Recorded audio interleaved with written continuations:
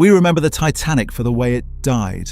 The iceberg, the panic, the freezing Atlantic, the screams swallowed by black water. History frames it as a maritime disaster, an unfortunate accident, a ship that simply met the wrong night. But the Titanic was never simply a ship. It was something far more ambitious, far more revealing. Because long before it became a shipwreck, the Titanic was constructed as a monument, a floating declaration of dominance, a steel cathedral dedicated to the belief that modern civilization had finally conquered uncertainty itself. The Titanic was built during an era when institutions no longer wanted to merely function. They wanted to appear eternal. Banks grew into empires, corporations became more powerful than nations, industrialists replaced kings, and architecture itself became psychological warfare. Everything needed to feel massive, permanent, untouchable. The Titanic embodied all of it, not merely through engineering, but through perception. Because power does not survive only by force. Power survives by convincing people that collapse is impossible. And in 1912, few symbols communicated that illusion more perfectly than the Titanic. It did not look like transportation. It looked like authority, like a government building floating across the ocean, like modernity itself had taken physical form. And perhaps that was the real purpose of the Titanic, not to move passengers, but to move belief. Belief in industry, belief in progress, belief in hierarchy, belief that wealth could insulate humanity from chaos itself. But the deeper story of the Titanic begins long before the icebergs. It begins inside the psychology of an entire civilization and the terrifying illusion that powerful systems create when they become too large, too sophisticated, and too worshipped to imagine failing.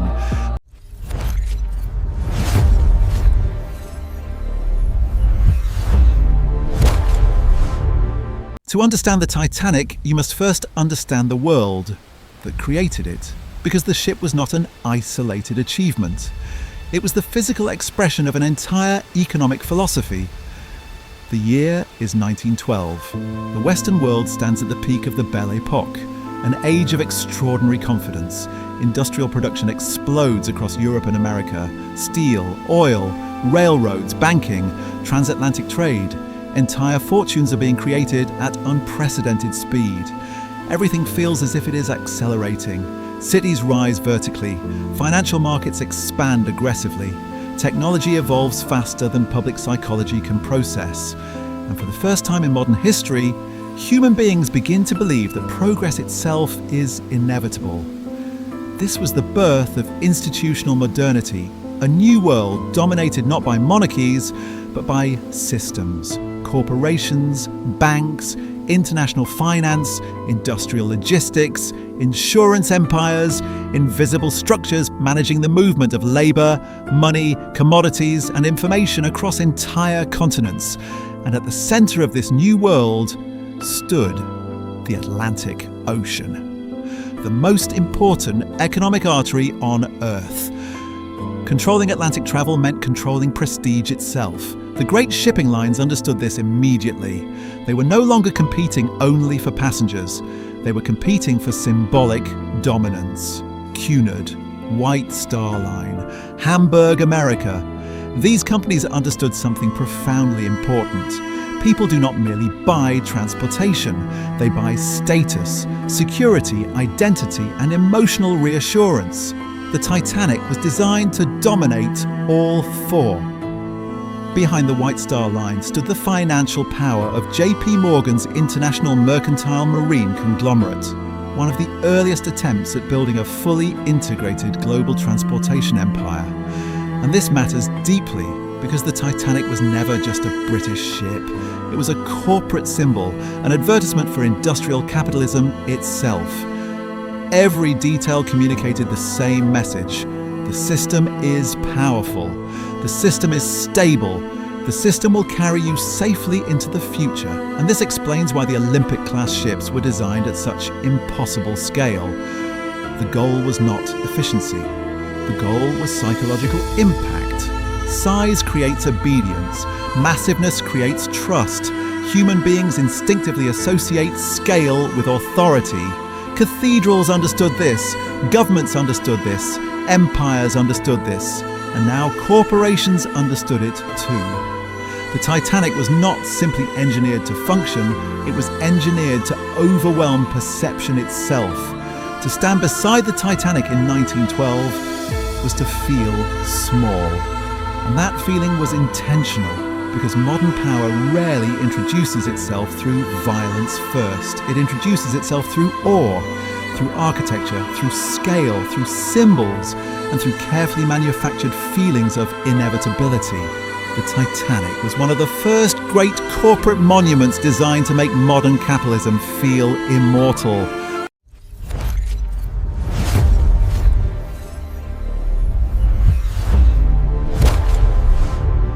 The Titanic was not designed to feel modern. Ironically, it was designed to feel eternal. And this is one of the most important psychological details hidden inside the ship's architecture, because true luxury rarely tries to look futuristic. It tries to look timeless. The elite classes of the early 20th century did not simply want innovation. They wanted insulation from instability. And the Titanic gave them exactly that. The interiors of the ship deliberately imitated aristocratic European hotels, royal residences and private gentlemen's clubs. Heavy oak paneling, gold detailing, velvet upholstery, crystal chandeliers, marble fireplaces. Everything was designed to feel solid, permanent, unmovable. Passengers in first class were not supposed to feel like they were crossing one of the most dangerous oceans on Earth. They were supposed to feel untouched by reality itself. That distinction matters, because wealth at its highest levels is not merely about comfort, it is about distance. Distance from uncertainty, distance from labor, distance from danger, distance from consequences. And the architecture of the Titanic was specifically engineered to manufacture that illusion. Everything inside first class communicated control, symmetry, order, silence, precision, heavy materials, warm lighting, large open spaces. These are not random aesthetic choices. They are ancient visual signals of authority. For thousands of years, ruling classes have used architecture to psychologically separate themselves from instability. Roman palaces, Versailles, government buildings, luxury hotels, modern corporate headquarters. The visual language never truly changes, because architecture is never neutral. Architecture tells people where they belong. And nowhere was this hierarchy more visible than in the ship's class structure. The Titanic was essentially a floating vertical civilization. At the very top, industrialists, millionaires, political elites, aristocrats, celebrities. Beneath them, second-class professionals, teachers, managers, clergy, and deep below the waterline, third-class immigrants, workers, families, labourers escaping poverty in search of survival. The ship physically organised human value into layers, and the design made those layers impossible to ignore. The barriers separating these groups were not accidental. They were structural, physical, psychological, even legal. And symbolically, they reinforced one of the core beliefs of the industrial age: that society itself should function like architecture, ordered, layered, controlled, predictable. The wealthy remained physically elevated above the masses, literally closer to sunlight, closer to fresh air, closer to escape routes. Even survival probabilities became architectural. This is what made the Titanic psychologically powerful. It transformed inequality into environment. Passengers were not simply told their social status, they inhabited it physically. Every hallway reinforced hierarchy, every staircase reinforced class, every room reinforced perceived human importance, and perhaps most importantly, the elite barely had to see the lower classes at all, because powerful systems function most smoothly when inequality becomes invisible. Even the exterior silhouette of the Titanic was carefully designed for psychological effect. The 4 funnels became one of the most recognizable symbols of industrial authority ever created. But here is the fascinating part. Only 3 funnels were truly necessary. The 4th funnel existed largely for appearance, because 4 funnels looked more powerful, more stable, more intimidating, more advanced. This was not engineering. This was branding, a visual manipulation designed to project invincibility before the ship even reached the harbour. And in many ways, UOV modern corporations still operate exactly the same way. Glass skyscrapers, massive headquarters, luxury branding, perfect symmetry, minimalist architecture, all designed to communicate the same underlying message. This institution is too powerful to fail. The Titanic was one of the earliest examples of modern institutional theatre. A machine designed not only to function, but to psychologically dominate perception itself. And perhaps that is why its destruction became so culturally traumatic. Because when the Titanic sank, people did not merely watch a ship disappear, they watched the illusion of permanent control begin to crack.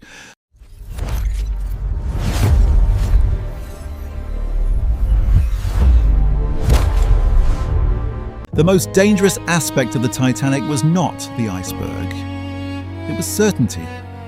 Because by 1912, human modern civilization had started believing something unprecedented. That technology itself could eliminate vulnerability.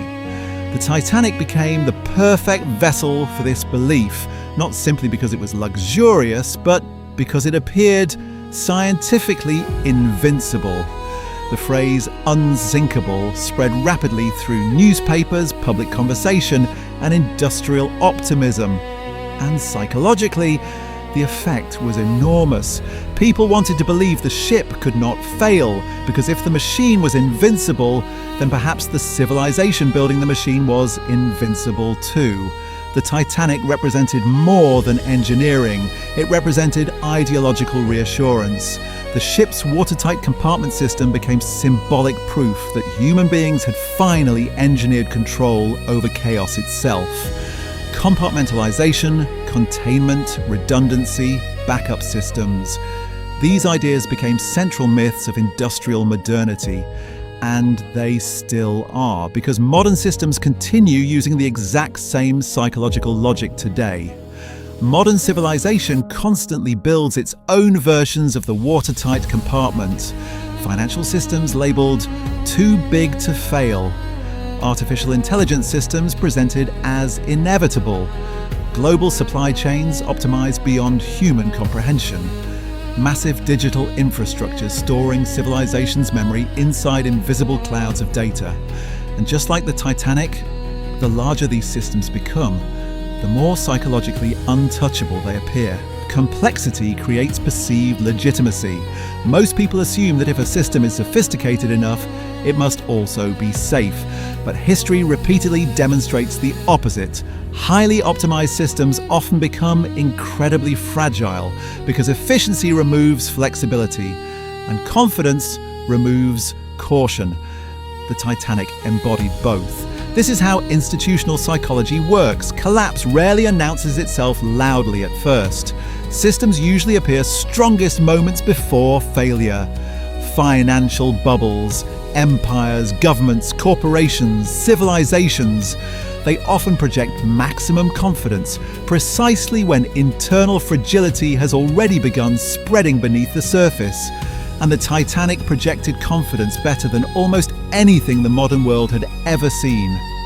Passengers walked calmly across luxurious decks, children played, men smoked cigars beneath chandeliers, women laughed beneath enormous hats.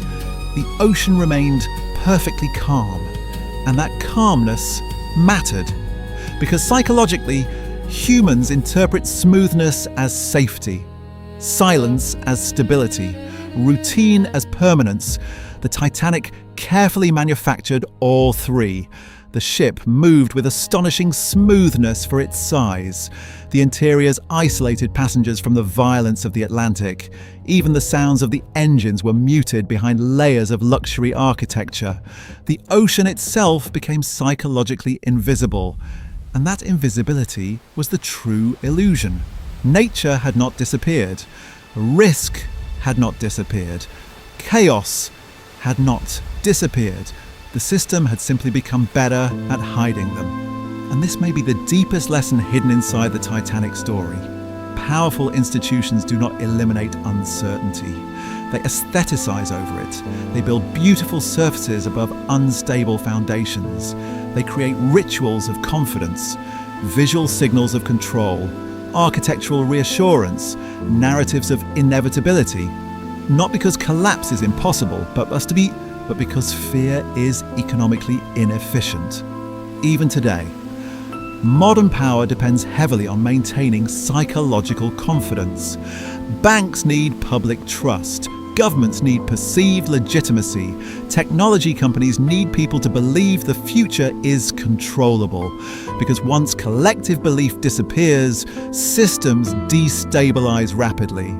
The Titanic revealed this brutally, not simply because it sank, but because the sinking shattered the emotional mythology surrounding industrial perfection itself. And perhaps the most terrifying part is how quickly certainty collapsed. Only hours earlier, wealthy passengers walked beneath chandeliers, believing themselves protected by the most advanced machine on Earth. Then suddenly, none of the symbols mattered anymore. Not the architecture, not the branding, not the prestige, not the money, not even the illusion of control, because the ocean did not recognize status, and reality does not negotiate with perception.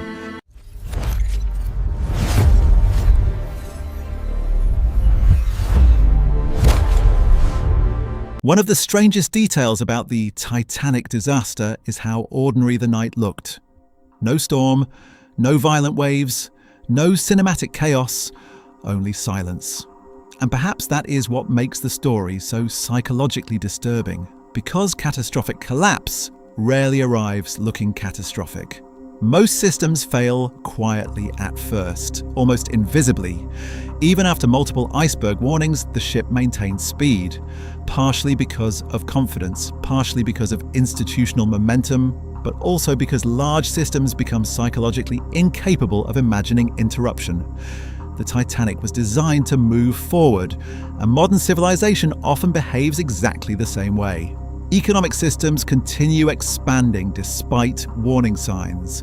Governments continue escalating fragile structures. Corporations continue optimizing systems already under stress. Because slowing down feels psychologically unacceptable once momentum becomes tied to identity. The iceberg itself is fascinating symbolically, because it represented something industrial modernity could never fully control. The unknown, the invisible, the uncontrollable variable outside the system. And every civilization eventually encounters one. Sometimes financial, sometimes technological, sometimes environmental, sometimes political. A single variable large enough to expose the fragility hidden beneath perceived stability. The collision barely felt catastrophic to many passengers, which is precisely how systemic failure often behaves. At first, the architecture remains standing. The lights stay on, the music continues, the rituals continue, and because visible order still exists, people assume control still exists too. But beneath the surface, the system had already been mathematically doomed. This is another pattern repeated constantly throughout history. By the time collapse becomes visible publicly, the structural failure has usually already occurred internally. Financial crashes, empires, political systems, corporate collapses. The visible panic comes last.